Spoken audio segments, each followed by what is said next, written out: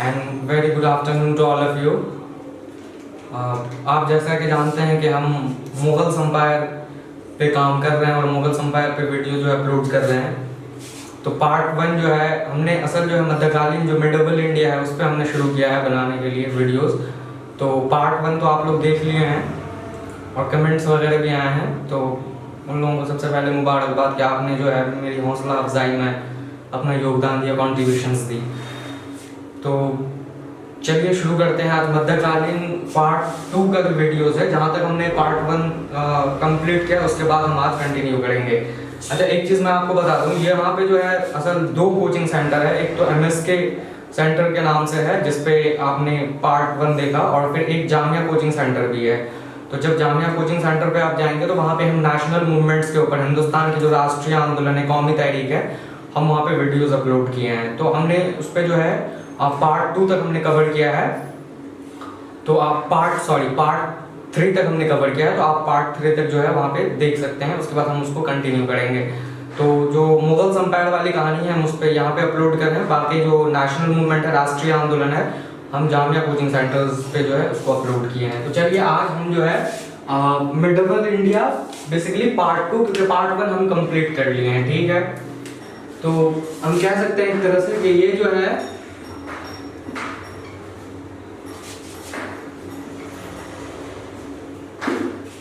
मध्यकालीन इंडिया है, और मध्यकालीन इंडिया के अंदर जो है ये आपका पार्ट 2 है, क्योंकि आपने पार्ट 1 तक जो है हम कंप्लीट कर चुके हैं, ठीक है। तो ये आपका पार्ट 2 है। मध्यकालीन भारत कहाँ से शुरू हुई, क्या क्या चीजें हुई, राजपूत पीरियड क्या है, मुगल हिंदुस्तान कैसे पहुंचे, हम इसके बारे में विस्तार में जो है पार्ट 1 में एक्सप्लेन किए हैं। अब हम इसको कंटिन्यू करते हैं। तो हम कुछ जो है पार्ट 1 के हेल्प से पार्ट 2 को कवर करेंगे। तो हम पार्ट 1 का कहीं कहीं जो है एग्जांपल्स वगैरह हम यहाँ पे इस्तेमाल करेंगे। तो हमने शुरू किया है कि जो हिंदुस्तान के अंदर जो मुगल एम्पायर की शुरुआत है,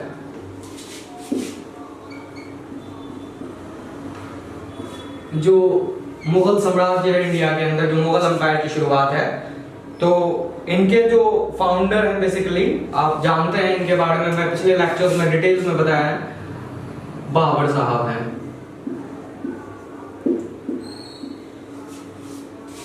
बाबर हिंदुस्तान कैसे पहुंचे, कौन इनको इनवाइट किया, पंजाब के जो गवर्नर थे, और राणा सांगा जो मेवाड़ के अंदर है, हम इसको विस्तार से पढ़े हैं। तो 1526 में जैसे कि आप लोग जानते हैं कि 1526 में फर्स्ट बैटल ऑफ पानीपत के बाद मुगलिया खानदान की बुनियाद हिंदुस्तान में बाबर ने रखा, ठीक। 1526 में पानीपत के मैदान में जो दिल्ली सुल्तान थे लास्ट इब्राहिम लोदी, उनके बाद। तो 1526 में फर्स्ट बैटल ऑफ पानीपत हम कहते हैं क्योंकि इस मैदान के अंदर जो हरियाणा में है पानीपत का मैदान, वहां पे 3 लड़ाइयां हुई। एक तो 1526 में, फिर एक जो है 1556 में अकबर के साथ सेकेंड बैटल ऑफ पानीपत, और third battle of Panipat Ahmad Shah Abdali के साथ। तो हम जैसे जैसे इसको कवर करते जाएंगे वो हम जो है इसको पढ़ते जाएंगे, ठीक है। तो 1526 में फर्स्ट बैटल ऑफ पानीपत, और मैंने आपको एक याद पिछले लेक्चर्स में मैंने बताया था कि एक और लड़ाई हुई थी 1527 AD के अंदर, 1527 के अंदर, और यहीं तक हम लेक्चर्स को जो है फर्स्ट पार्ट को कवर किए हैं। तो और इस लड़ाई का जो नाम है बैटल ऑफ खानवा है। तो 1527 में बैटल ऑफ खानवा, और आपको मालूम है कि बैटल ऑफ खानवा जो है basically Babur versus Rana Sanga of Mewar, ये 1527 की लड़ाई है, बैटल ऑफ खानवा, ठीक है। राणा सांगा बेसिकली एक राजपूत रूलर है जो बाबर के साथ युद्ध हो रही है। तो मैंने इसमें जो है आपको कॉजेस बताए थे, कारण बताए थे कि इस युद्ध या बैटल्स की जो मेन वजह थी वो क्या थी। तो मैंने आपको बताया कि कुछ हिस्टोरियंस इस बात को लिखते हैं, अपने बुक के अंदर शामिल करते हैं कि बाबर जो हिंदुस्तान पहुंचा, तो एक तो जो पंजाब के गवर्नर थे दौलत खान, तो वो तो इनवाइट्स किए ही, लेकिन कुछ हिस्टोरियंस ये भी लिखते हैं कि राणा सांगा भी शामिल थे। सब हिस्टोरियंस नहीं लिखते हैं, कुछ हिस्टोरियंस लिखते हैं। तो राणा सांगा और दौलत, जो राणा सांगा है मेवाड़ के जो राजस्थान के अंदर रूलर थे, राजपूत रूलर, और जो आपका जो पंजाब का जो गवर्नर है दौलत खान, इन दोनों ने मिलकर जो है बाबर को इनवाइट किया हिंदुस्तान में, ठीक है। लेकिन मैंने आपको बताया था कि इन दोनों की जो सोच थी, समझ थी अपनी, दौलत खान और जो राणा सांगा, वो ये कि बाबर हिंदुस्तान में आएंगे, हिंदुस्तान में इब्राहिम लोदी को हराने के बाद वापस ये सेंट्रल एशिया पहुंच जाएंगे, काबुल जहां से आए थे ये। जिस तरह से पहले 12th सेंचुरी 13th सेंचुरी में तैमूर आया हिंदुस्तान, या महमूद अफ गजनवी आया 1000 AD के आसपास, तो वो लोग जो है वापस चले गए सेंट्रल एशिया, तो सेम ऐसे ही बाबर भी करेंगे। लेकिन पानीपत के मैदान के बाद बाबर ने डिसाइड किया कि अब वो वापस नहीं जाएंगे, हिंदुस्तान में ही स्टे करेंगे, इंडिया को ही जो है अपनी हुकूमत के अंदर जो है उनको शामिल करेंगे। तो दौलत खान की तो स्टोरी पहले ही खत्म हो गई थी, उनका कत्ल हो गया था। बाकी तो राणा सांगा बचे, तो अब जाहिर सी बात है राणा सांगा के साथ बाबर का तो ये वादा हुआ था, प्रॉमिस हुआ था कि राणा सांगा जो है बाबर जो है वापस चले जाएंगे। लेकिन ऐसा हुआ नहीं, जब बाबर ने स्टे करने का डिसाइड किया कि वो हिंदुस्तान में ही स्टे करेंगे, हिंदुस्तान में ही रुकेंगे, तो अब ये प्रॉब्लम्स थी। तो अब फिर मैदान में लड़ाई हुई राणा सांगा के साथ, और फिर फाइनली ये हुआ, क्योंकि मैं आपको बताया था कि बाबर जो है बहुत मशहूर और काफी अच्छे प्रशासन चलाने वाले रूलर थे, एडमिनिस्ट्रेशन रन करने वाले।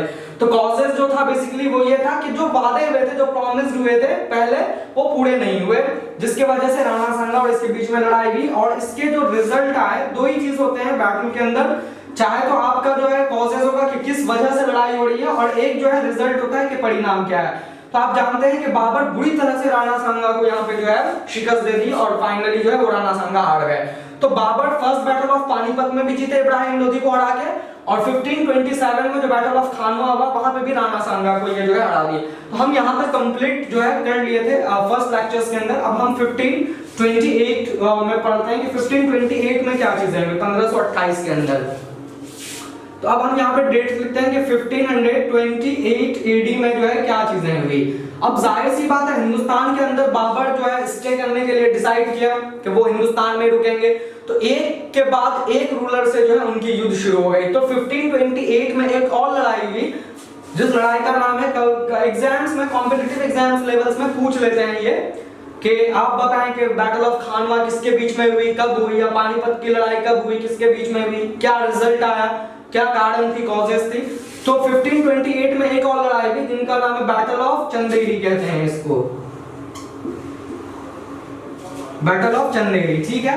बैटल ऑफ चंदेरी में जो है एक बेसिकली बाबर थे और वर्सेस यहाँ पे जो है जो चंदेरी की लड़ाई में लड़ रहे थे वो बेसिकली मदनी राव हैं। तो इसका नाम आपको याद रखना है, इनका नाम है मदनी राव।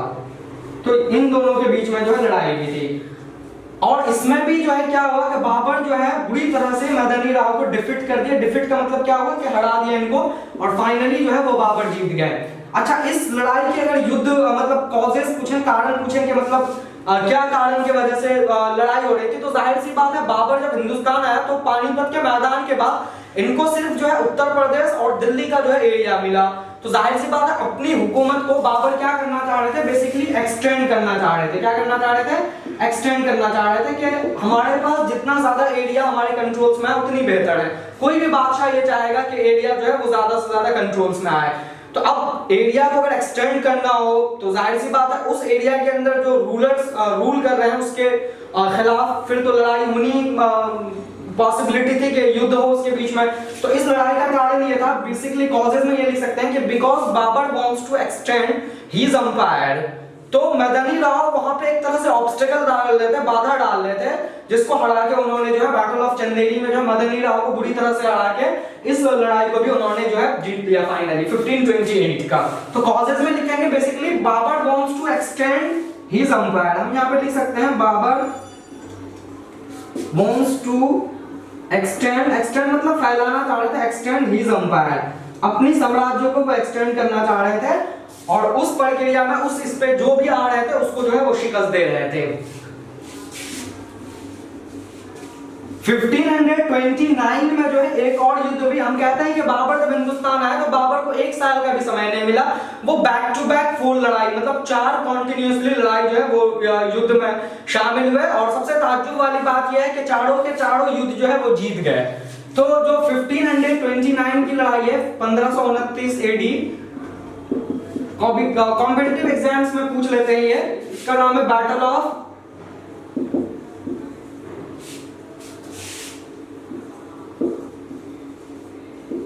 घाघर। घाघर बेसिकली रिवर है और उस रिवर के इर्द गिर्द में जो है लड़ाई हुई थी।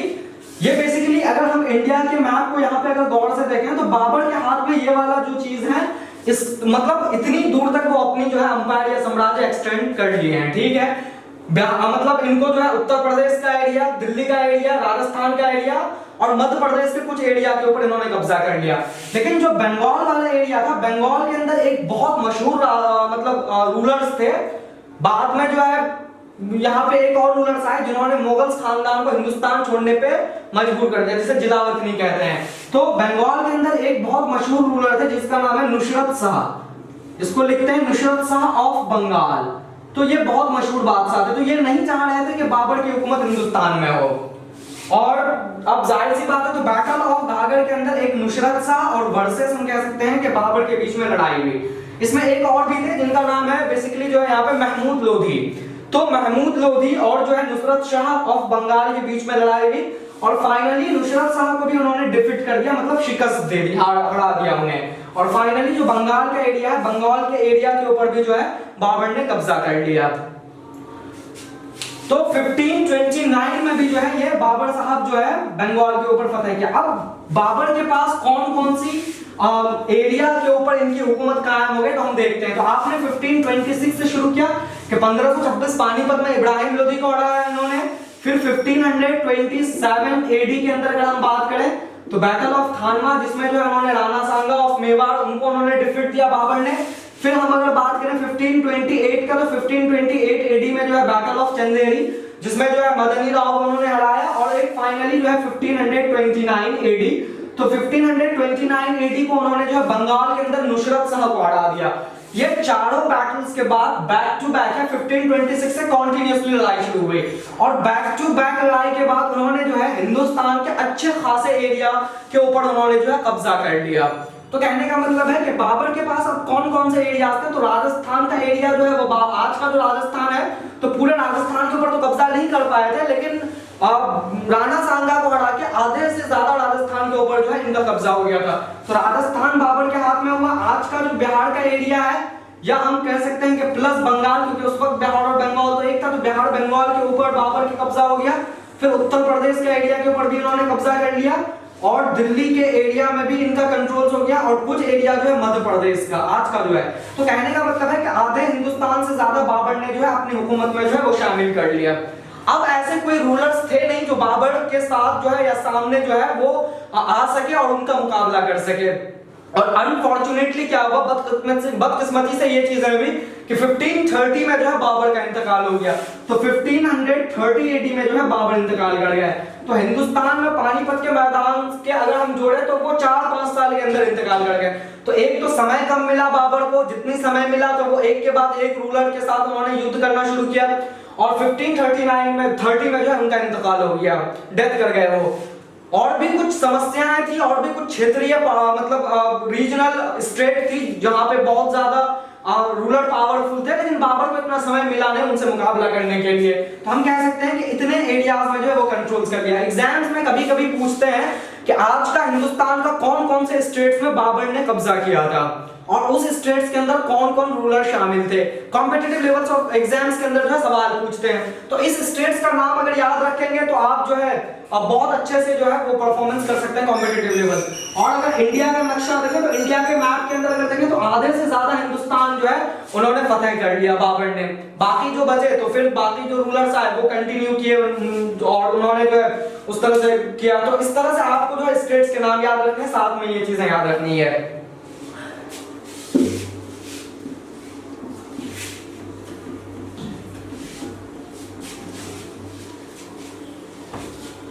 अगर मैं यहाँ पे ये पूछूं कि अगर सिर्फ मैं यहाँ पे अगर बाबर लिखें तो बाबर के बारे में कुछ हिस्टोरियंस ये लिखते हैं या समझते हैं कि इतने कामयाब है, इतने सक्सेसफुल नहीं रहे हैं जितने और रूलर्स रहे। बात सही है, लेकिन हमें इससे बिल्कुल डिसएग्री नहीं करना चाहिए कि बाबर इतने सक्सेसफुल या कामयाब नहीं रूलर थे, क्योंकि अगर बाबर का कॉन्ट्रीब्यूशंस देखें हिंदुस्तान की हिस्ट्री में, हम इसको कह सकते हैं कि अगर क्योंकि बाज़ दफा एग्जाम्स के अंदर कॉन्ट्रीब्यूशंस पूछता है। कॉन्ट्रीब्यूशंस का मतलब होता है कि बाबर ने क्या क्या योगदान जो है वो हिंदुस्तान में दिया। तो एक तो इमारतें वगैरह बनाए जो आर्किटेक्चर, तो एक तो समय कम मिला तो इसलिए वो इतना ज्यादा मॉन्यूमेंट्स वगैरह बना नहीं पाए। लेकिन अगर मैं पूछूं कि कॉन्ट्रीब्यूशंस क्या है मुगल एम्पायर का और मुगल्स ने क्या किया, तो सबसे बड़ा जो योगदान मुगल एम्पायर या बाबर का है, सिर्फ मैं बाबर के बारे में बात कर रहा हूं, तो अगर ये आप देख रहे हैं तो इसको हम कहते हैं नॉर्थ वेस्ट फ्रंटियर। क्या कहते हैं? North west frontier from Kashmir to Gujarat, मतलब आज का जो पाकिस्तान है वो भी उस वक्त शामिल था।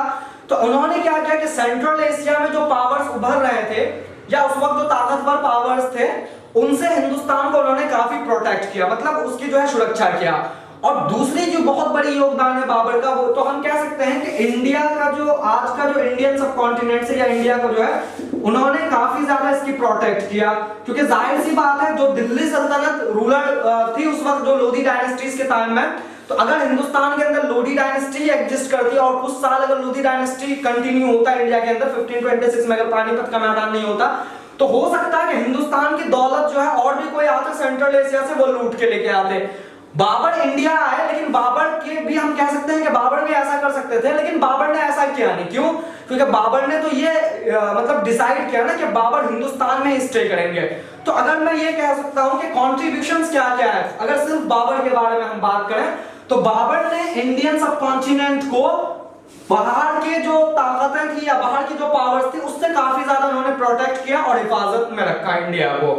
और जाहिर सी बात है जब मुगल खानदान के हाथ में इंडिया आ गया, तो 1707 औरंगजेब के इंतकाल तक जो है, या औरंगजेब के इंतकाल के बाद भी, before the invasion of the Nadir Shah 1739 जो बैटल ऑफ करनाल हुआ, वहां तक अगर हम बात करें तो इंडिया की जो पॉलिटिकल स्ट्रक्चर्स है वो काफी यूनिटी उसमें देखने को मिलता है। मतलब पूरे हिंदुस्तान को यूनाइट करके रखा इन्होंने और किसी एक रूलर के तहत। तो कहने का मतलब है कि अच्छा खासा योगदान था। अगर मैं दिल्ली सल्तनत के बारे में बात करूं, तो दिल्ली सल्तनत की जो शुरुआत की डायनेस्टीज थे जैसे खिलजी या तुगलक डायनेस्टीज, तो उस वक्त हिंदुस्तान का जो सियासी स्ट्रक्चर है, जो पॉलिटिकल स्ट्रक्चर है, वो काफी मजबूत है। लेकिन जैसे सैयद डायनेस्टीज और लोधी डायनेस्टीज तक आते आते पॉलिटिकल स्ट्रक्चर इंडिया का डिसइंटीग्रेट हो गया, मतलब टुकड़ों में बंटना शुरू हो गया, आपस में ये लोग लड़ना शुरू किए।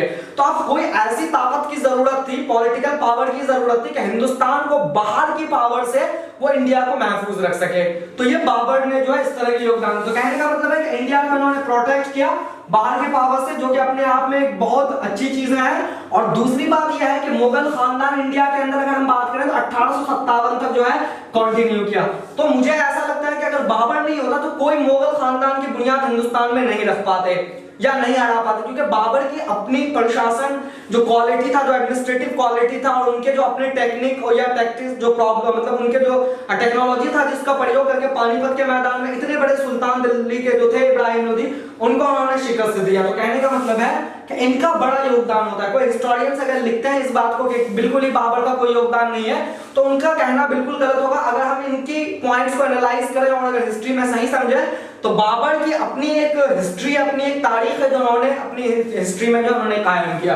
तो इनका बहुत ज्यादा योगदान है। हाँ, एक चीजें हुई कि इनको समय नहीं मिला इतना। तो हम कह सकते हैं कि एक दिक्कत जो बाबर के जमाने में वो ये हुआ कि लैक ऑफ टाइम, हम कह सकते हैं, क्या कह सकते हैं, लैक ऑफ टाइम, के समय की कमी की वजह से बाबर ज्यादा कुछ नहीं कर पाए इंडिया की वजह से, क्योंकि 1530 में इनका इंतकाल हो गया। ये समय और ज्यादा अगर 10 साल 15 साल और ज्यादा अगर मिल जाते तो शायद से जो है लगभग इंडिया को बाबर जो है कॉन्कर कर लेते। तो समय की कमी की वजह से हम जो है कह सकते हैं कि एक प्रॉब्लम लैक ऑफ टाइम है। फर्स्ट प्रॉब्लम अगर कह सकते हैं कि बाबर का तो योगदान आपने पढ़ लिया, लेकिन अगर प्रॉब्लम्स के बारे में बात करें क्या क्या क्या प्रॉब्लम्स है, तो एक तो लैक ऑफ टाइम की वजह से, और दूसरी चीज हम ये कह सकते हैं कि बाबर बिल्कुल ही न्यू रूलर है। न्यू रूलर का मतलब कि इनसे ही मुगल खानदान शुरुआत हो रही है। तो भाई बाबर साहब जो है, तो अगर मैं मैप में अगर देखने की कोशिश करूं तो बाबर की पैदाइश, जैसे फर्स्ट वीडियो में मैंने अपलोड किया है इसको बहुत अच्छे से, कि उनकी पैदाइश तो उज्बेकिस्तान में हुई, फिर वो काबुल आए और काबुल के बाद वो 1526 में इंडिया पहुंचे। तो भाई जो काबुल या सेंट्रल एशिया की जो ज्योग्राफी है या वहां की जो आबादी है, तो वो बिल्कुल अलग है इंडिया से। तो हिंदुस्तान की पॉलिटिकल स्ट्रक्चर को समझने में, यहाँ के लोगों को समझने में एक नए रूलर को काफी समय लगता है। जाहिर सी बात है, कोई नए लीडर आते हैं पॉलिटिकल इस पे, राजनीति पे, तो जाहिर सी बात है वो उनको 1-2 साल समझने में टाइम लगता है कि क्या क्या दिक्कतें हैं कैसे। तो बाबर को तो टाइम नहीं मिला है क्योंकि बिल्कुल ये न्यू रूलर है। और 1526 में आते तो ऐसा तो नहीं था कि 1526 के बाद कोई प्रॉब्लम्स नहीं थी। 27 में युद्ध किया, 28 में युद्ध किया, 29 में लड़ाई हुई बाबर की, तो कॉन्टिन्यूसली तो ये लड़ते रहे। तो समय कहां मिला इनको समझने के लिए? तो एक तो ये कह सकते हैं कि बिल्कुल न्यू रूलर है। और कोई भी क्षेत्र में, कोई भी एरिया पे अगर नए रूलर जाते हैं तो उसको वहां की पूरी पॉलिटिकल स्ट्रक्चर को समझने में काफी समय लगता है, क्योंकि इंडिया के अंदर बहुत पहले से बहुत सारे रूलर शामिल थे, मौजूद थे। तो भाई वो एक जमाने से अगर रूल करता हो हिंदुस्तान में, कोई नया रूलर आके अगर शामिल हो रहा तो बहुत दिक्कतें होती है, परेशानी होती है उस चीज को समझने में। हम कह सकते हैं बाबर एक बिल्कुल न्यू रूलर है जिनको समझने में काफी समय लगा। और तीसरी जो प्रॉब्लम्स थी वो ये कह सकते हैं कि बैक टू बैक इन्होंने जो है 4 साल तक कॉन्टिन्यूसली जो है क्या किए, बैटल्स के युद्ध में शामिल हुए, लड़ाई हुए। तो ये कुछ प्रॉब्लम्स थी बाबर के सामने में, जो अगर ये प्रॉब्लम्स नहीं होती तो बाबर शायद अकबर से भी ज्यादा मशहूर होते इंडिया में, क्योंकि अकबर को काफी समय मिला, या हुमायूं जो इनके बाद आया तो हुमायूं को काफी समय मिला। सबसे कम अगर मुगल संपायर में देखें तो वो इंडिया में बाबर को मिला, 1526 में आया और 30 में इंतकाल कर गया। तो 4-5 साल का टाइम पीरियड मिला। बाकी जितने भी बादशाह हैं मुगल, चाहे अकबर हो, जहांगीर हो, या औरंगजेब हो, या बहादुर शाह हो, तो काफी समय मिला है इनको। अकबर को 50 साल मिला, औरंगजेब को 50 साल मिला, 25-26 साल शाहजहां को मिला, हुमायूं को 10 साल पहले मिले, फिर बाद में 1 साल मिला। तो कहने का मतलब है कि सबसे कम समय जो है वो मिला वो बाबर को मिला, और बाबर से ही शुरुआत हो रही है। तो आप समझ सकते हैं कि किस तरह की जो है वो प्रॉब्लम्स बाबर के जमाने में अपने आप में ये जो है देख रहे थे। ठीक है, तो इस तरह से हम इस चीज को समझ सकते हैं। आपने क्या किया, बाबर का क्या कंट्रीब्यूशन है, योगदान है इंडिया की हिस्ट्री में, इंडियन हिस्ट्री में, वो आपने देखा। और दूसरी चीज आपने ये देखा कि बाबर के सामने में क्या क्या समस्याएं थी। बात दफा सब्जेक्टिव एग्जाम्स के अंदर, क्योंकि ये जो वीडियोस बना रहा हूं ये मैं जो है काफी ऊंचे क्लास के लिए, एसएससी, सीजीएल्स वगैरह के लिए, बैंक के लिए कोई तैयारी कर रहे हैं या कोई ग्रेजुएशंस के लिए, तो कहने का मतलब है कि हम सबको मिला के बना रहे हैं। तो कभी कभी बात दफा जो है वो एग्जाम्स के अंदर पूछ लेते हैं कि आप बाबर्स की प्रॉब्लम्स बताइए, कि बाबर्स के सामने में देखिए अलग अलग मुगल बादशाह के सामने में अलग अलग प्रॉब्लम्स आए, डिफरेंट प्रॉब्लम्स आए, क्योंकि डिफरेंट पॉलिटिकल स्ट्रक्चर्स अलग अलग जमाने में आए। तो बाबर की प्रॉब्लम्स आपने समझा, ठीक है।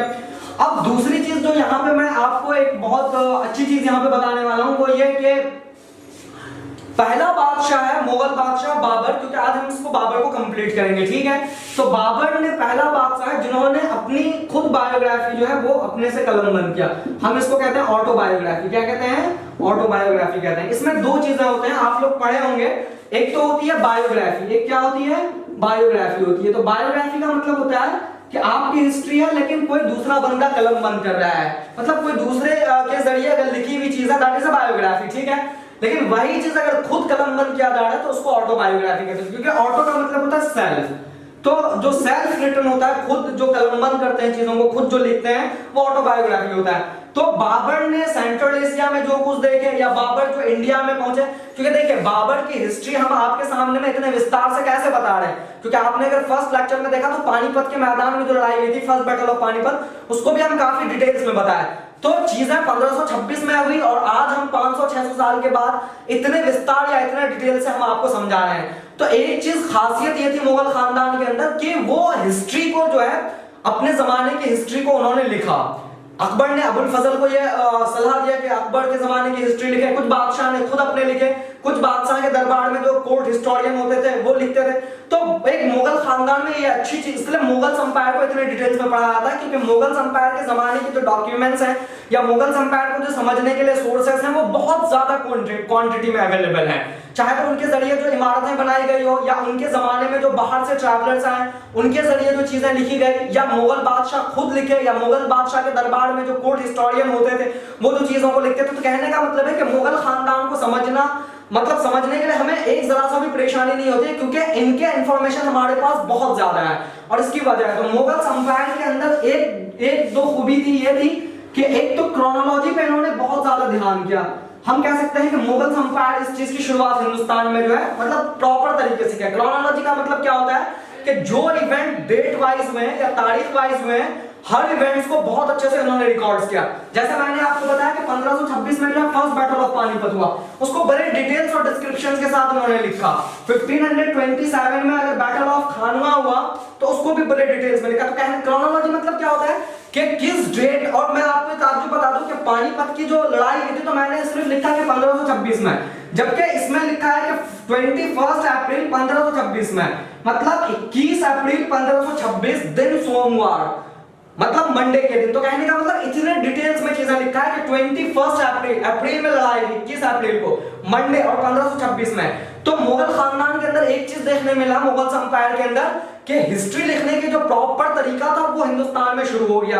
तो वो एकदम बिल्कुल क्रोनोलॉजी के साथ लिखते थे कि कौन से दिन में कौन से वाकया हुए, क्या वाकयात में हुए, क्या इवेंट्स हुए, किसके बीच में हुए, वो एकदम पूरे डिटेल्स में क्रोनोलॉजी के साथ। तो एक बहुत अच्छी दिलचस्प बात यह है कि मुगल एम्पायर तो हिंदुस्तान में शुरू हुई, लेकिन मुगल एम्पायर के आने से बहुत सारे नए नए डेवलपमेंट्स हिंदुस्तान में देखने को मिला। और एक है क्रोनोलॉजी के हर इवेंट्स को डेट्स के साथ डिस्क्राइब करना, एक्सप्लेन करना और लिखना। तो कहने का मतलब है कि बाबर हिंदुस्तान के अंदर पहले बादशाह था, इन्होंने खुद अपनी हिस्ट्री खुद इन्होंने जो है कलमबंद की है, कोई दूसरे हिस्टोरियन नहीं लिख रहे हैं। अपनी चीजों को, अपने इवेंट्स को अपने जमाने में उन्होंने खुद बैठ के इसके ऊपर नोट्स बनाए, डिस्क्रिप्शन और बाकायदा इन्होंने जो है लिखा। तो कहने का मतलब है Babur was the first ruler जिन्होंने अपनी ऑटोबायोग्राफी लिखी। उस ऑटोबायोग्राफी का नाम क्या है? तुजुक बाबरी है। क्या है? तुजुक बाबरी है। तो कभी कभी एग्जाम्स में पूछ लेते हैं कि तुजुक बाबरी बेसिकली क्या है और क्या चीजें हैं। तो Tuzuk Baburi basically history of Babur कह सकते हैं कि जो बाबर की हिस्ट्री है वो बेसिकली तुजुक बाबरी के अंदर जो है, तुजुक बाबरी बेसिकली बुक का नाम है। तो हम कह सकते हैं कि हिस्ट्री ऑफ बाबर जो है वो इसके अंदर जो है शामिल है, तुजुक बाबरी। बाद दफा एग्जाम्स में पूछ लेते हैं तुजुक बाबरी का जो ओरिजिनल लैंग्वेज है, बाद दफा स्टूडेंट कंफ्यूज कर जाते हैं, लेकिन जो ओरिजिनल लैंग्वेज है तुजुक बाबरी का, जब से बाबर ने लिखा इसको, तो बाबर ने इसके अंदर जो इस्तेमाल किया लैंग्वेज का वो टर्किश लैंग्वेज में उन्होंने लिखा। कौन से लैंग्वेज में? टर्की के। उस वक्त सेंट्रल एशिया के अंदर टर्किश लैंग्वेज ही जानता, मतलब चलते थे ज्यादा, या इसको हम कह सकते हैं चगताई लैंग्वेज। चगताई लैंग्वेज मतलब जो सेंट्रल एशिया की लैंग्वेज थी उस वक्त, तो इस लैंग्वेज में उन्होंने लिखा, टर्किश या चगताई। तो कभी कभी एग्जाम्स में पूछ लेते हैं कि तुजुक बाबरी जो ओरिजिनल वर्जन है, जो बाबर ने खुद लिखा, वो कौन से लैंग्वेज में लिखा?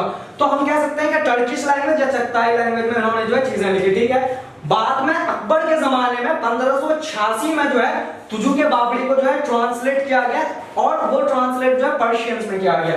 तो कह सकते हैं हम कि 1586 में, 1586 में जो एक बहुत मशहूर कोर्ट हिस्टोरियन थे, हम उसको अकबर के जमाने में पढ़ेंगे, अबुल फजल नाम है, आपने इनको पढ़ा होगा विस्तार से। अबुल फजल साहब बहुत मशहूर हिस्टोरियन थे अकबर के दरबार में, और अकबर के इतने इंफॉर्मेशन या इतने डिटेल्स में जो हमें चीजें मिलती है वो बेसिकली अबुल फजल का कमाल है। बहुत अच्छे हिस्टोरियन थे, इतिहासकार थे अकबर के दरबार में। तो अबुल फजल ने क्या किया, 1586 में जो तुजुक बाबरी है इसका इन्होंने अनुवाद किया। अनुवाद का मतलब ट्रांसलेशंस किया, इसका ट्रांसलेट किया। और ट्रांसलेशंस कौन से लैंग्वेज में किया? तो पर्शियन लैंग्वेज में किया। तो लेकिन स्टूडेंट्स कंफ्यूज कर जाते हैं और वो पर्शियन लैंग्वेज में टिक करके आते हैं। तो देखिए आपको सवाल अलग अलग ढंग से पूछते हैं। तो हम कह सकते हैं कि पर्शियंस या फारसी लैंग्वेज, क्योंकि अकबर के जमाने तक पर्शियंस वगैरह हिंदुस्तान में काफी मशहूर हो गए थे, और वो हिंदुस्तान का ऑफिशियल लैंग्वेज भी बन गया था। जिस तरह से आज हिंदी ऑफिशियल लैंग्वेज है, दिल्ली सल्तनत या मुगल्स में जो उस जमाने में हमारी ऑफिशियल लैंग्वेज, या प्राचीन समय में संस्कृत होती थी, तो उस जमाने में हमारा जो ऑफिशियल लैंग्वेज होता था वो पर्शियंस होते थे। तो अबुल फजल ने 1586 में तुजुक बाबरी को जो है पर्शियन लैंग्वेज में ट्रांसलेट किया 1586 में। ये बात याद रखनी चाहिए आपको। ठीक है। तुजुक बाबरी को हम क्या कह सकते हैं? बाबर नामा भी कह सकते हैं। क्या कहते हैं? बाबर नामा भी कहते हैं। दोनों बात है। बाबर नामा मतलब मेमोरीज ऑफ द बाबर, या तुजुक बाबरी हम कह सकते हैं मेमोरीज ऑफ द बाबर, मतलब कि बाबर की जो याददाश्त है उसको हम क्या कहते हैं? बेसिकली तुजुक। तो बाबर नामा मतलब हम कह सकते हैं कि मेमोरीज ऑफ बाबर, के बाबर की जो याददाश्त है वो बेसिकली तुजुक बाबरी में शामिल है। तो ये इंपॉर्टेंट जो है हमने किया। तो हिस्ट्री लिखने का रिवाज, खुद से लिखने का रिवाज, खुद से चीजों को कलमबंद करना, कलमबंद मतलब अब खुद से चीजों को लिखना, तो ये रिवाज जो है बाबर से चीजें शुरू हो गई। मतलब मुगल्स इंडिया जैसे इंडिया में आया, मुगल एम्पायर जैसे शुरुआत हुई, तब से ये सिलसिला जो है शुरू हो गया। क्या क्या याद रखना है आपको कॉम्पिटिटिव लेवल एग्जाम में? तुजुक बाबरी क्या है? तो तुजुक बाबरी बेसिकली जो है बाबर की खुद लिखी गई ऑटोबायोग्राफी है, जो कि टर्किश लैंग्वेज या चगताई लैंग्वेज में जो लिखा गया है। और सेकंड में आप कह सकते हैं कि 1586 में अबुल फजल ने तुजुक बाबरी या बाबर नामा को, जो मेमोरीज ऑफ बाबर है, बाबर की याददाश्त है, उसको उन्होंने जो है ट्रांसलेशन किया या अनुवाद उसका क्या, कौन से लैंग्वेज, पर्शियन या फारसी, जो है आप इसको क्या कर सकते हैं? कंटिन्यू कर सकते हैं। बात दफा क्या होता है, इस चीज को क्या कर सकते हैं? समझ के लिख सकते हैं। जैसे जामिया में होता है बीए ऑनर्स के हिस्ट्री के जो एग्जाम्स होते हैं, उसमें पिछले साल ही ये क्वेश्चंस पूछ लिया था तुजुक बाबरी का, और उसके अंदर नीचे लिखा हुआ था कि कौन से लैंग्वेज में लिखा गया, लेकिन वो लिखा हुआ था कि ओरिजिनल लैंग्वेज कौन सी थी। तो ओरिजिनल लैंग्वेज जो है टर्किश या चगताई लैंग्वेज में लिखी गई। तो ये आप इसको इस तरह से याद कर सकते हैं। ठीक है।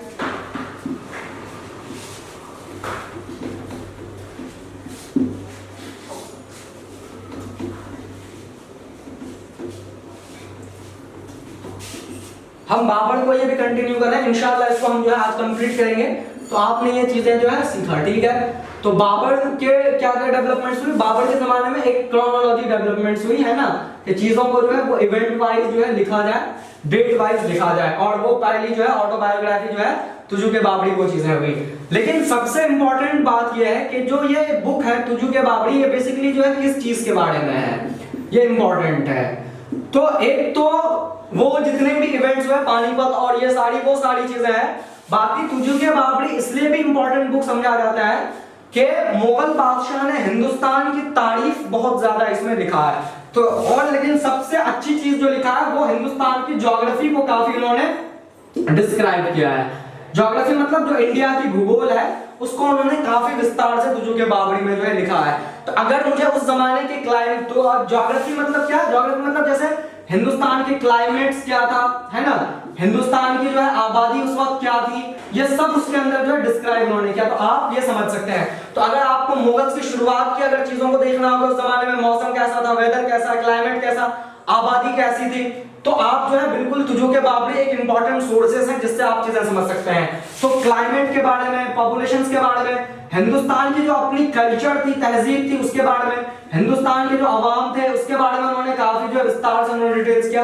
और जो अवाम थी उसके बेसिकली उन्होंने ड्रेस वगैरह को भी काफी विस्तार से डिस्क्राइब किया है कि वो लोग पहनते क्या थे उस जमाने में। तो कहने का मतलब है कि एक तो बहुत विस्तार से उन्होंने ज्योग्राफी, क्लाइमेट, पॉपुलेशंस को पूरा तुजुके बाबरी में लिखा, और दूसरी चीज जो पॉलिटिकल स्ट्रक्चर थी उस जमाने की कि पानीपत के मैदान में क्या चीजें हो रही थी उसको भी उन्होंने काफी विस्तार से लिखा है। तो तुजुके बाबरी में बाबर ने हिंदुस्तान की ज्योग्राफी को काफी विस्तार से लिखा। उन्होंने उसमें लिखा है कि हिमालय नदी है, हिमालय पहाड़ है, उससे कई नदियां निकलती है, गंगा वो बहुत पवित्र नदी है, गंगा को बहुत लोग पूजते हैं, ब्रह्मपुत्र नदी यहाँ पे है, बिहार में जो है वो कई नदियां फ्लो करती है, पूरा नॉर्दर्न इंडिया में काफी रिवर्स है, काफी हरे भरे मतलब हरे भरे यहाँ पे, ग्रीनरी काफी ज्यादा है। तो उन्होंने जो है यहाँ पे, और दूसरी चीज यहाँ पे उन्होंने जो है बेसिकली इस बुक के अंदर फ्लोरा एंड फौना के बारे में लिखा। फ्लोरा एंड फौना क्या, आप लोग ज्योग्राफी में पढ़े होंगे, फौना बेसिकली जो है रिलेटेड टू द एनिमल्स के, कितने टाइप के एनिमल्स हैं, उन्होंने शेर, टाइगर्स, इसके बारे में विस्तार से किया। और फ्लोरा का मतलब कि यहाँ पे कितने तरह के पेड़ पौधे उगते हैं, फ्लावर्स क्या क्या है,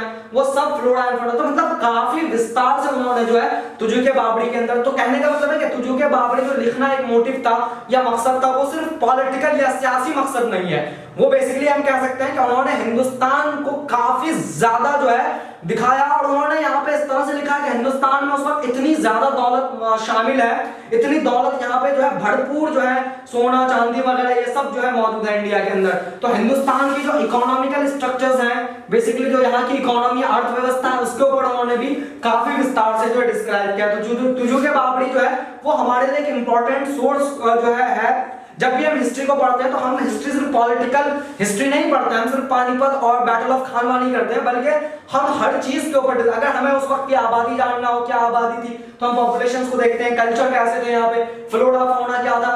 तो अब जैसे आज देखते हैं ना कि इंडिया के अंदर इतनी ग्रीनरी है, तो ये कोई मतलब नई चीज नहीं है, ये एक जमाने से इंडिया के अंदर चीजें मौजूद थी। तो उन्होंने काफी विस्तार से इस चीज को जो उन्होंने लिखा है, ठीक है, तुजुके बाबरी के अंदर।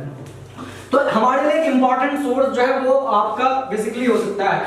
अगर मैं यहाँ पे बात करूं बाबर, तो बाबर के जरिए जो मॉन्यूमेंट्स बनाए गए, हम कह सकते हैं कि बेसिकली जो इनकी जो जमाने की जो आर्किटेक्चर्स वगैरह है या जो इन्होंने बनाया गया, तो इतना ज्यादा मॉन्यूमेंट्स वगैरह इंडिया में नहीं है बाबर के, क्योंकि आपने देखा कि इनको समय कम मिला।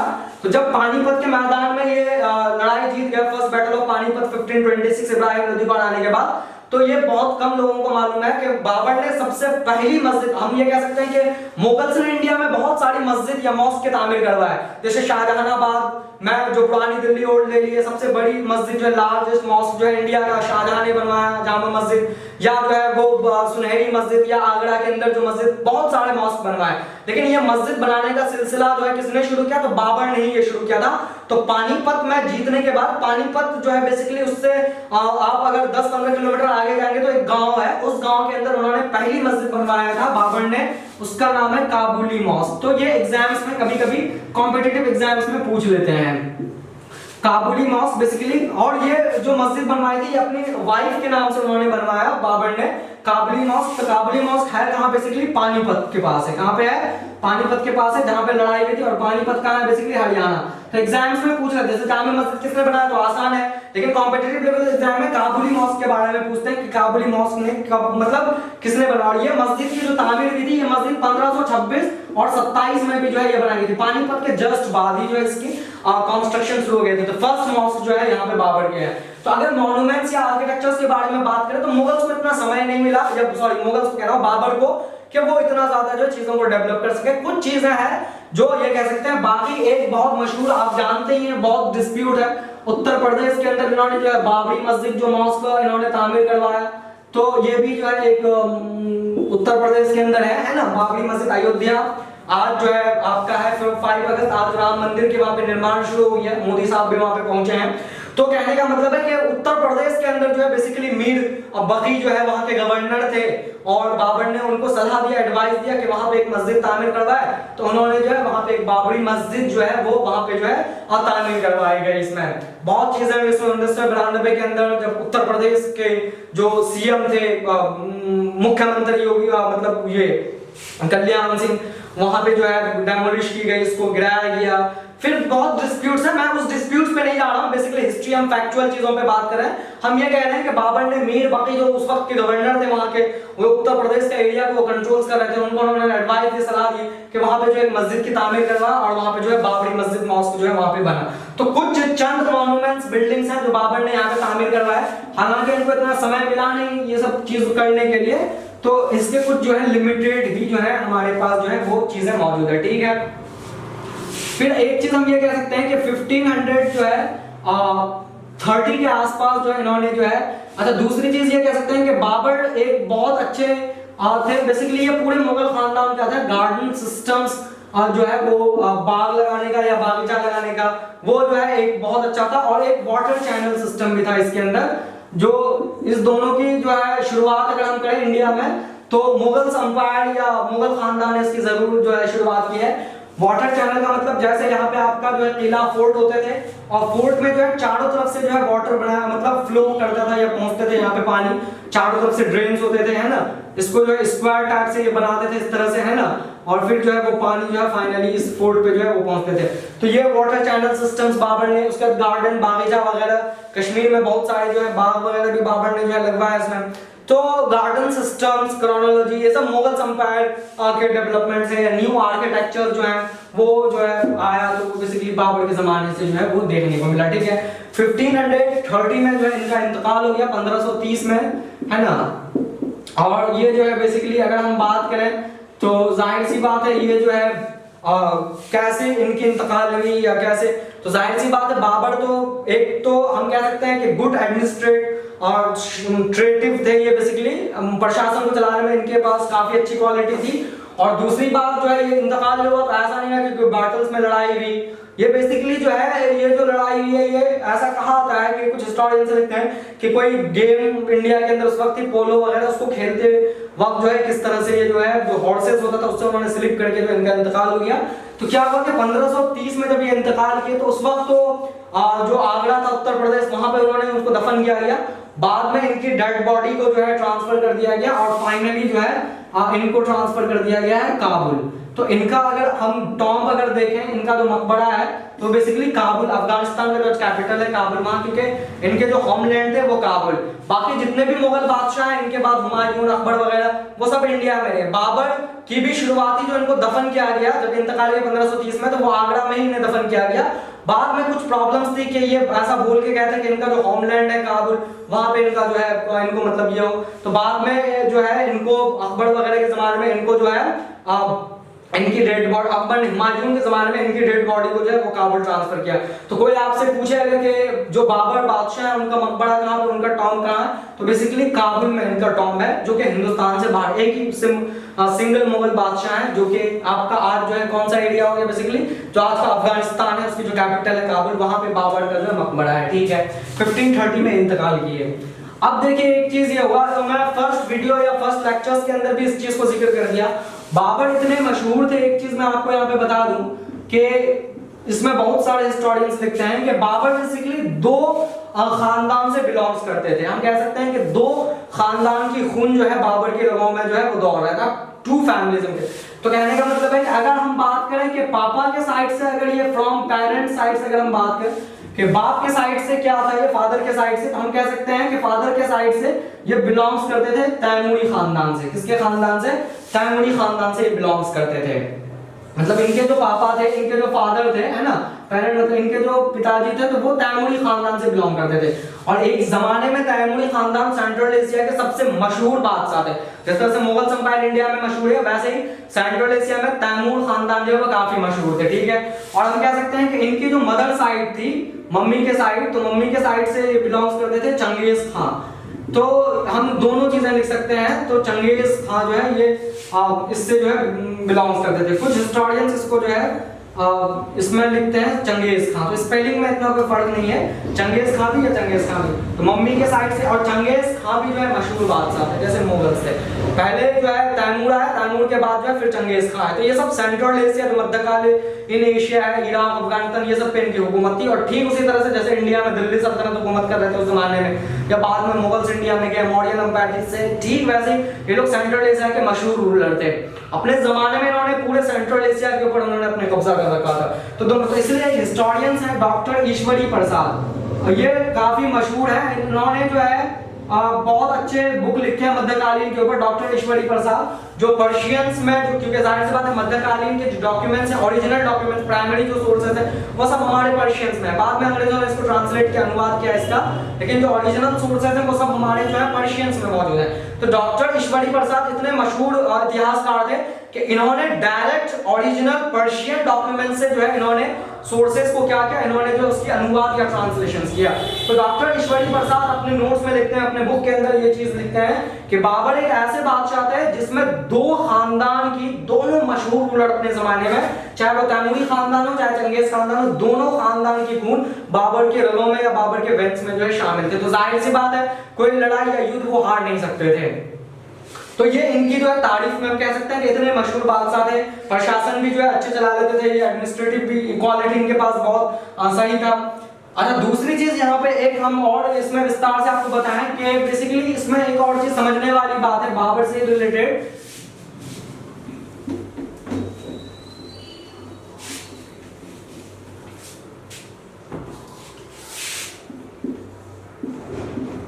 अगर ये दोनों चीज हम अगर समझ लिए हैं तो इसमें एक चीज और हम समझते हैं कि बाबर खुद को हमेशा इंडिया के अंदर वो जब आया और मुगल खानदान के साम्राज्य रखे, तो अपने आप को ये कहने में फख्र करते थे कि वो जो है तैमूरी डायनेस्टीज के हैं। किसके डायनेस्टीज के हैं? तैमूरी खानदान के हैं। मतलब हमने बताया कि फादर के साइड से तैमूर और मदर के साइड से चंगेज खान। तो बाबर खुद को हिंदुस्तान में तैमूरी खानदान होना पसंद करते थे। ये एग्जाम्स में कभी पूछ लेते हैं कि बाबर अपने आप को कौन से खानदान का होना ज्यादा प्राउड महसूस करते थे, वो तैमूरी खानदान याद रखिएगा।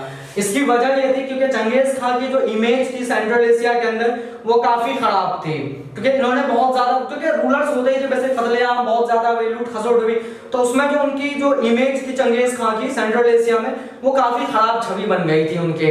तो बाबर ये नहीं चाहते थे कि वो खराब छवि हिंदुस्तान के अवाम में ये चीजें जो है छप जाए और इंडिया में बाबर को भी बदनाम करना शुरू करें। जबकि तैमूरी इस मामले में थोड़ा ठीक ठाक थे चंगेज खान के मुकाबले में, तैमूरी इतने जो है ज्यादा ये नहीं किया। तो इन्होंने जो है बिल्कुल क्या कहा, तैमूरी खानदान को अपने आप से जो है इन्होंने जोड़ा। एक तो ये चीजें इमेज को लेके।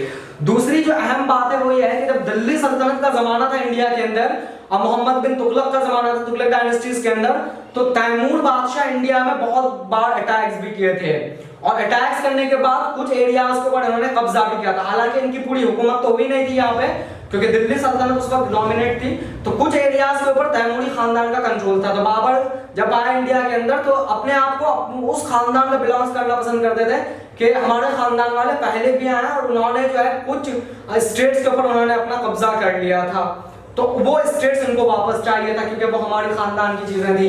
तो कहने का मतलब है कि दो तीन वजह थी जिसके वजह से जो है दो मेन कारण है। एक तो छवि को लेके चंगेज खान जो सेंट्रल एशिया में खड़ा, और दूसरी जो इनके एंसेस्टर्स थे, मतलब पहले जो इनके थे तैमूरी खानदान जो आए 1200-1300 शताब्दी के अंदर, तो वो भी एक इंप्रेशन था इंडिया के अंदर, है ना, तो उससे लोग डरते भी थे। तो कहने का मतलब इसके वजह से बाबर भी अपने आप को जो है खुद तैमूरी खानदान का कहलाना पसंद किया। तो एग्जाम में पूछ लेते हैं कि बाबर ने कौन से खानदान का होना पसंद किया, तो बाबर अपने आप को प्राउड महसूस किया, गर्व महसूस किया तैमूरी खानदान होने का, न कि चंगेज खान के औलाद होने का, ठीक है। जबकि थे दोनों, तो इनकी मर्जी थी कि मम्मी के साइड से अपने आप को कहलाए या पापा के साइड से इन्होंने।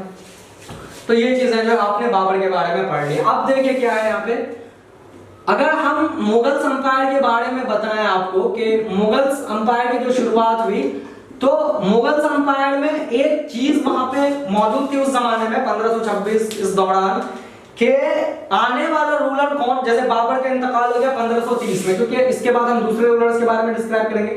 तो जैसा कि आप जानते हैं कि 1530 में ये इंतकाल कर गया। अब 1530 में इंतकाल करेंगे तो जाहिर सी बात है अब मुगल खानदान को कंटिन्यू या आगे कौन करेंगे, इस जनरेशन को आगे कौन बढ़ाएंगे।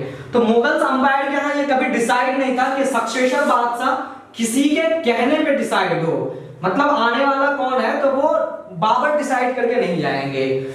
बाबर के जितने भी औलाद होंगे या जितने भी उनके बच्चे होंगे, चिल्ड्रंस होंगे, वो डिसाइड करेंगे कि सक्सेसर्स कौन है। और ये चीज या ये ट्रेडिशंस हम कह सकते हैं कि जब तक मुगल खानदान इंडिया में मौजूद है तब तक ये चीजें जो है मौजूद थी। ये चीजें दिल्ली सल्तनत में भी देखने को मिला। तो जो उस वक्त की थोड़ी मध्यकालीन अगर भारत को हम पढ़े तो ये चीजें मौजूद नहीं थी कि सक्सेसर्स कौन होगा। ये जो बादशाह बेड पे चला गया हो या बादशाह जो इंतकाल होने पे हो तो वो ये डिसाइड नहीं करेंगे कि आने वाला बादशाह कौन बनेगा, वो डिसाइड नहीं कर सकते। तो सक्सेसर्स खुद से डिसाइड करना है कि खुद कौन बनेगा। ये एक जो है दिक्कत थी, वो ट्रेडिशन ही था। ये सिर्फ इंडिया के अंदर नहीं थी बल्कि मध्यकालीन एशिया को अगर हम पढ़ें उस वक्त जो मिडिवल एशिया है, ईरान के अंदर भी जो चीजें थी, यही परंपरा यही ट्रेडिशंस वहां पे भी कंटिन्यूअसली थी। तो अब सक्सेसर्स कौन होगा, तो सक्सेसर डिसाइड करेंगे कि कौन होगा, वो बाबर कहेंगे नहीं गए। तो अब देखिए क्या चीजें हैं। तो अगर हम ये करें कि बाबर साहब के कितने चिल्ड्रंस थे या कितने बेटे थे, तो इनका बेसिकली हम बात करते हैं कि 4, क्योंकि हम जो है अब बाबर के बाद की चीजों को समझना शुरू करेंगे, क्योंकि आप बाबर तक तो चीजें कवर कर लिए। तो बाबर के जो है बेसिकली 4 सन्स हैं। हम लिख सकते हैं कि बाबर जो है, बाबर के पास मतलब बाबर ने जो 4 सन्स, ठीक है। पहला हम कह सकते हैं यहाँ पे कि फर्स्ट जो है वो है हुमायूं, और यही अगला मुगल खानदान के हुक्मरान बनेंगे। एक है आपका कामरान, एक है आपका अशकर, और एक है आपका हिंदाल। कभी कभी एग्जाम्स में इनके नाम पूछ लेते हैं। तो हुमायूं, कामरान, अशकर और हिंदाल, ये 4 जो हैं। अब इनके बाद जो है आगे की हुकूमत कौन कंटिन्यू करेंगे, तो बेसिकली आप सब जानते हैं कि हुमायूं ही अगला बादशाह बने। कामरान, अशकर और हिंदाल हुमायूं से ना। अब ये चीजें कैसे हुई, तो ये चीजें जो है बेसिकली ऑटोमेटिकली हो गई क्योंकि हुमायूं ने सबसे ज्यादा वक्त बाबर के साथ बिताया। पानीपत के मैदान में जब युद्ध हो रही तो वहां पे हुमायूं मौजूद थे। तो कह सकते हैं कि हुमायूं के पास जो एक्सपीरियंस वो बहुत ज्यादा था। इनके जितने भी भाई थे इनके बनिस्बत ज्यादा एक्सपीरियंस इनके पास था, तजुर्बा ज्यादा था इनको, क्योंकि पानीपत के मैदान में अपने पिताजी बाबर के साथ खुद वहां पे मौजूद थे। और दूसरी चीज कि इन सब में अगर हम देखें तो सबसे बेहतर जो एडमिनिस्ट्रेटिव क्वालिटी थी, हम जिसको कह सकते हैं कि प्रशासन चलाने की जो क्वालिटी थी, एडमिनिस्ट्रेटिव क्वालिटी, वो सबसे बेहतर क्वालिटी बाबर के पास मौजूद थी। तो 2 कारण है। और हम एक चीज ये कह सकते हैं कि थर्ड वजह जो थी, थर्ड वजह बाबर भी चाह रहे थे ये कहीं ना कहीं कि हुमायूं ही बने, क्योंकि उनको मतलब था कि मुगल खानदान इंडिया में जो वो कंटिन्यू करे। तो उनको ये चीज थी कि कामरान, अशकर, हिंदाल भी बन सकते हैं, लेकिन कामरान, अशकर, हिंदाल जो तीनों भाई वो इस तरीके से इस चीज को नहीं चला पाएंगे जिस तरह से हुमायूं चला पाएंगे।